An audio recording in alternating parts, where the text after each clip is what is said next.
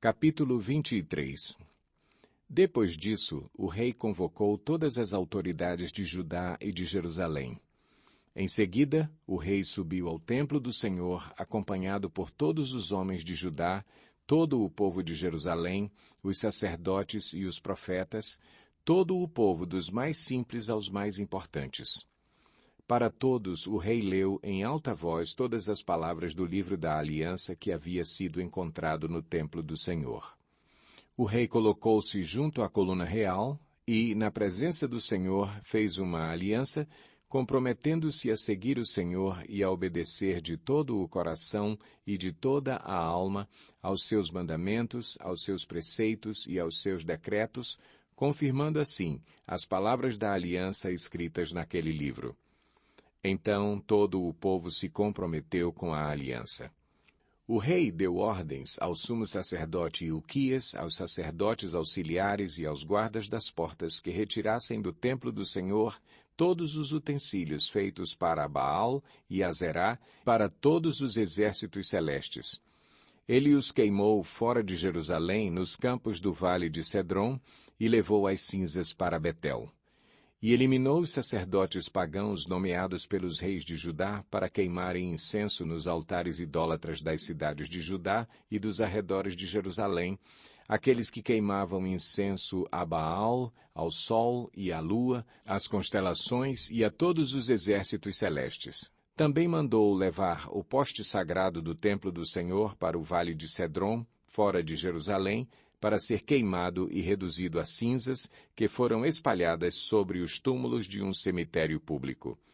Também derrubou as acomodações dos prostitutos cultuais que ficavam no templo do Senhor, onde as mulheres teciam para Azerá. Josias trouxe todos os sacerdotes das cidades de Judá e, desde Geba até Berseba, profanou os altares onde os sacerdotes haviam queimado incenso. Derrubou os altares idólatras junto às portas, inclusive o altar da entrada da porta de Josué, o governador da cidade, que fica à esquerda da porta da cidade. Embora os sacerdotes dos altares não servissem no altar do Senhor em Jerusalém, comiam pães sem fermento junto com os sacerdotes, seus colegas. Também profanou Tofete, que ficava no vale de Ben-Inom, de modo que ninguém mais pudesse usá-lo para sacrificar seu filho ou sua filha a Moloque. Acabou com os cavalos que os reis de Judá tinham consagrado ao sol e que ficavam na entrada do templo do Senhor, perto da sala de um oficial chamado Natã-Meleque. Também queimou as carruagens consagradas ao sol.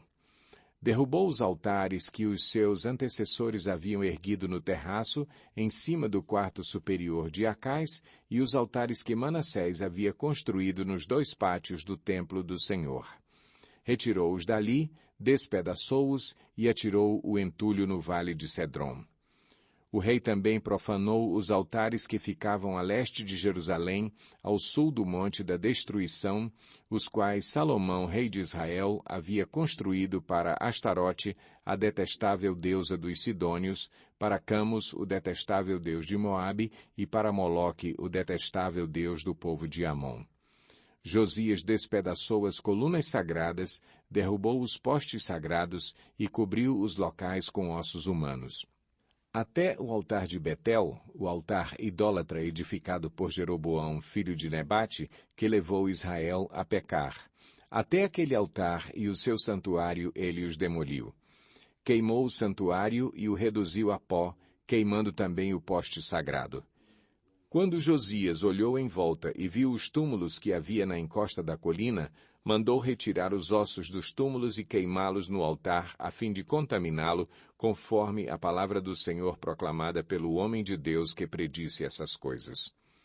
O rei perguntou: "Que monumento é este que estou vendo?" Os homens da cidade disseram: "É o túmulo do homem de Deus que veio de Judá e proclamou estas coisas que tu fizeste ao altar de Betel." Então ele disse: "Deixem-no em paz, ninguém toque nos seus ossos." Assim pouparam seus ossos, bem como os do profeta que tinha vindo de Samaria. Como havia feito em Betel, Josias tirou e profanou todos os santuários idólatras que os reis de Israel haviam construído nas cidades de Samaria e que provocaram a ira do Senhor.